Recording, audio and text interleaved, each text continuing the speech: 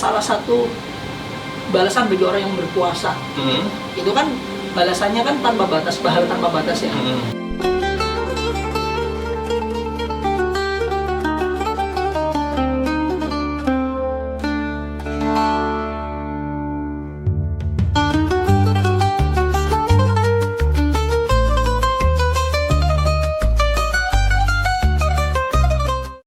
Mungkin ini bisa jadi tips buat teman-teman semua yang barangkali puasa tapi kok masih sering emosian ya.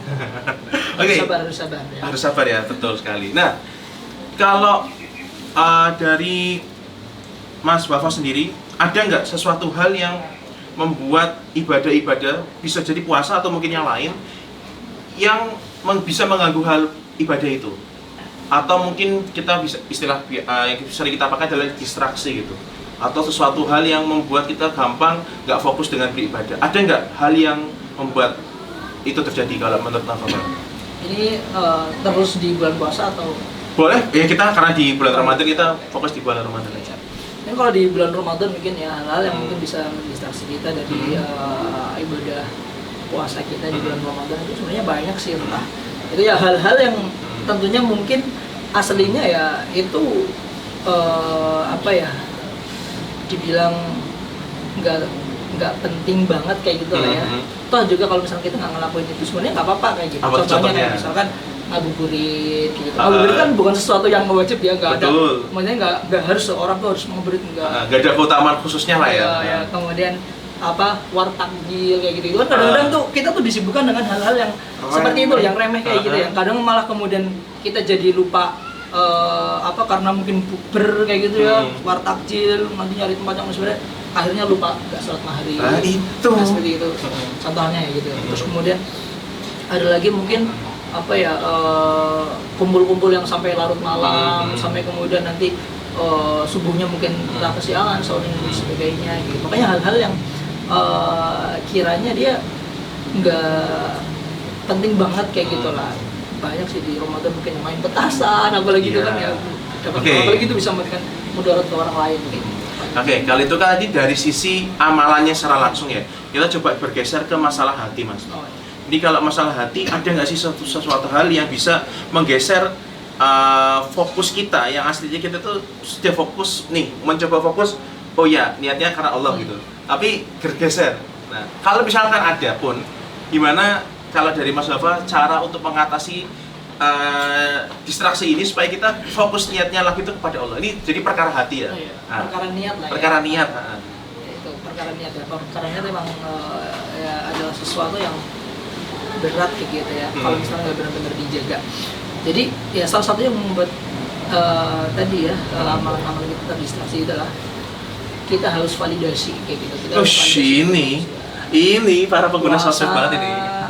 Pengen dibilang mungkin misalkan orang yang soleh apa gitu, sholat tahajud, pengen dapat validasi dari apalagi kalau ada crushnya itu ada orang yang gitu ya, ingin dicari perhatiannya, aduh ukti, itu sudah sholat tahajud belum? Buka puasanya di mana? Alah, nanti kajian habis maghrib di mana? Itu juga ini ya bentuk distraksi niat kita ya. Dan itu sangat berbahaya sekali ya ketika kita melakukan sebuah amalan tapi ya benar mengharapkan validasi dari manusia, karena ya mau kita melakukan amal sebaik apapun ya sebanyak apapun, kalau misalkan kita tujuannya mau untuk mendapatkan validasi dari manusia, nggak bakalan dapat kayak gitu, nggak bakalan bisa. Ya mau sebaik apapun pasti ada aja orang yang nggak suka, ada aja orang yang nggak seneng kayak gitu. Kenapa? Makanya kemudian muncul perkataan ridho nas yaitu la tudrak. Itu manusia adalah sesuatu yang nggak mungkin kita capai. Waridallahi ghayatun la tudrak. Dan ridho Allah adalah sesuatu yang boleh kita tinggalkan. Idrak mana tudrak, ketahuilah apa yang tidak boleh kamu tinggalkan yaitu ridho Allah. Ya udrak mana yudrak. Tinggalkan apa yang tidak mungkin kamu capai yaitu ridho manusia. Jadi memang mencari keridhaan manusia itu adalah sesuatu yang nggak mungkin atau mustahil dicapai gitu. Jangankan manusia ya, Allah aja tuh nggak lepas dari ejekan kaum kafir Quraisy gitu ya. Kemudian di Al-Qur'an disebutkan la tasubul ladina yad'una min dunillah fa yasubbullaha adwan bighairi ilm. Jadi Allah aja tuh nggak lepas gitu dari ejekan orang-orang kafir Quraisy dan sebagainya gitu. Maka ya luruskan lagi niatnya ya ketika kita berpuasa, ketika kemudian kita melakukan amalan-amalan apapun itu ya usahakanlah ya niatnya karena mencari ridho Allah Subhanahu wa taala. Jangan karena mencari ridho manusia.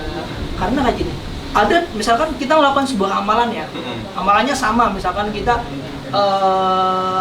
melakukan amalan yang berat, misalkan yang sampai capek kayak gitu, amalannya sama. Tapi kalau misalkan yang satu niatnya karena pengen mendapatkan validasi manusia, satu niatnya karena Allah, itu udah beda kayak gitu. Yang satu yang niatnya karena pengen mendapatkan validasi dari manusia itu, dia udah semuanya sama-sama capek kayak gitu, sama-sama capek, sama-sama ngabisin waktu, ya. Tapi yang ini dia nggak dapat apa-apa, ya pahala dari Allah nggak dapat, kemudian validasi dari manusia juga dia nggak dapat kayak gitu, ya. Jadi cuma dapat capek doang kayak gitu. Tapi kalau misalkan ridho, kita mencari ridho Allah Subhanahu wa taala, nggak apa-apa kita capek. Ya kita kehilangan waktu, tapi bernilai di sisi Allah Subhanahu wa taala kayak gitu. Ya jadi salah satu itu masalah hati ya. Kalau misalkan gini Mas, pernah nggak ada suatu amalan atau jenengan berkegiatan sesuatu, ya kan, kemudian kegiatan itu bisa menjadi salah satu wasilah untuk membuat dirimu fokus kembali niatnya kepada Allah. Pernah nggak menjumpai case-case seperti itu? Kayak untuk membalikan niat kita gitu. Mungkin ke reminder atau mungkin gini deh. Tadi kan Mas Bafa misalkan melakukan kegiatan jelajah kebaikan gitu kan ya. Melakukan jelajah kebaikan. Kemudian ada nggak sih ketika selama kegiatan tersebut itu yang justru menjadi salah satu wasilah, mungkin yang awalnya kita melakukan jelajah kebaikan ya, misalkan niatnya ya sekedar bantu aja gitu atau sekedar berkegiatan positif, tetapi ketika sampai di sana ada hal-hal yang kemudian justru semakin mengingatkan kepada Allah. Nah, ada nggak, pernah nggak coba itu? Kayak kalau memang pas kegiatan jelajah kebaikan gitu, kita ambil sambil dari situ aja. Yeah. Mungkin pertama gitu ya, niat itu kan bisa berubah-ubah ya. Nah gitu, itu. Ya. Orang-orang di awal mungkin niatnya masih karena dunia lah dan sebagainya, dan itu manusiawi kayak gitu. Itu manusiawi. Misalkan rencananya pengen apa, pengen kayak jalan-jalan lah, ya wisata, rekreasi. Gitu. Kemudian sampai di sana, ya salah satu yang ternyata ya setelah melihat kondisi di sana, bagaimana kemudian masyarakatnya dan dengan keterbatasannya dan sebagainya kayak gitu. Di situ tuh kita kayak diajak buat merenung kayak gitu, bermuhasabah. Selama ini kita tuh udah dikasih fasilitas yang masya Allah, tabarakallah, privilege gitu. sebanyak itu. Kadang kita masih males-malesan gitu. Nah, di situ tuh kayak jadi tempat buat kemudian kita muhasabah. Jadi salah satu yang bisa membuat kita kemudian meluruskan niat lagi itu adalah ya dengan bermuhasabah itu, kemudian merenung kayak gitu. Di kondisi yang terpencil seperti itu aja tuh masih ada orang-orang yang dia semangat gitu, semangat untuk melakukan ibadah kayak gitu, dengan keterbatasan yang ada gitu. Kita yang selama ini diberikan fasilitas yang sudah masya Allah gitu, kadang kita tuh masih lupa, masih males-malesan dan sebagainya gitu. Jadi itu sih di sana benar-benar kayak kita dituntut untuk lebih bersyukur lagi gitu. Jadi memang kegiatan-kegiatan semacam itu tuh bisa menjadikan salah satu wasilah kita ya buat kita coba memperbaiki niat lagi gitu ya Mas ya. Itu luar biasa sih pengalamannya. Oke, Mas Bafa, terakhir nih ya sebelum kita closing, kalau dari Mas Bafa sendiri nih, ada nggak sesuatu hal yang simple tetapi hal ini bisa menjadikan Mas Bafa lebih tenang sehingga bisa fokus untuk melakukan ibadah? Kalau dari saya ya, hal yang simpel yang bisa menjadikan saya fokus untuk beribadah. Pertama adalah tidak membandingkan ya diri kita dengan orang lain. Entah itu dari segi apapun ya, dari segi amalan, pencapaian, pokoknya nggak membanding-bandingkan gitu. Karena kadang tuh kita jadi capek gara-gara standar kita tuh adalah orang lain gitu.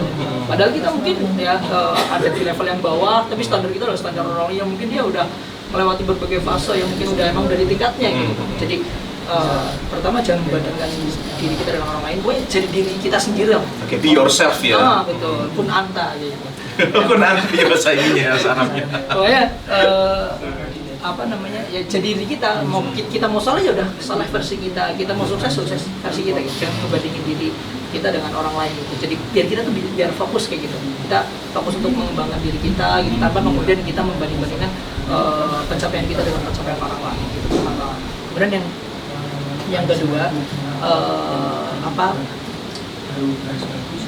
fokus dengan kita punya potensi apa gitu ya, kita punya potensi apa ya, kita fokus di situ, kita benar-benar serius kayak gitu, serius di biar ya kita bisa grow up terus gitu, bisa grow up terus. Kemudian jangan lupa untuk terus bersyukur kepada Allah Subhanahu Wa Taala ya, karena kadang tuh karena tadi ya kita suka membandingkan diri kita dengan orang lain, jadi kita jadi kurang bersyukur gitu. Seringkali kita menginginkan kenikmatan yang ada pada orang lain, sampai kemudian kita lupa dengan nikmat selama ini kita punya, yang mungkin itu adalah nikmat yang banyak didapatkan oleh orang lain di luar sana gitu. Jadi pokoknya banyak bersyukur. Insya Allah kalau udah bersyukur kita hati akan lebih tenang, dan yang terakhir adalah yang paling penting adalah selalu ya berprasangka baik kepada Allah. Husnuzon itu lagi kuncinya. Karena bagaimanapun ya, hati yang dia selalu berprasangka baik kepada Allah Subhanahu wa Ta'ala, dia pasti akan selalu merasakan tenang gitu. Karena dia selalu beranggapan bahwasanya wa kullu ma qadarallahu laka khairun. Apa yang Allah berikan, Allah takdirkan itu yang terbaik kayak gitu, itu yang terbaik. Meskipun pada perjalanannya mungkin menyakitkan diri kita atau menurut kita, menurut kacamata kita itu buruk gitu. Ternyata itu baik di mata Allah. Jadi bahwa kita dua puluh lakum masa takarru syai'an wa huwa khairul lakum masa tuhibbu syai'an wa huwa syarrul. Jadi pokoknya selalu husnudzon sama Allah. Ya kalau misalkan dikasih kesusahan, dikasih ujian, oh ini pasti Allah tuh pengen ngasih kejutan, pengen something special ya. Gitu. Entah itu nanti di waktu kapan ya kita nggak tahu, tapi pasti selalu ada hikmah, selalu ada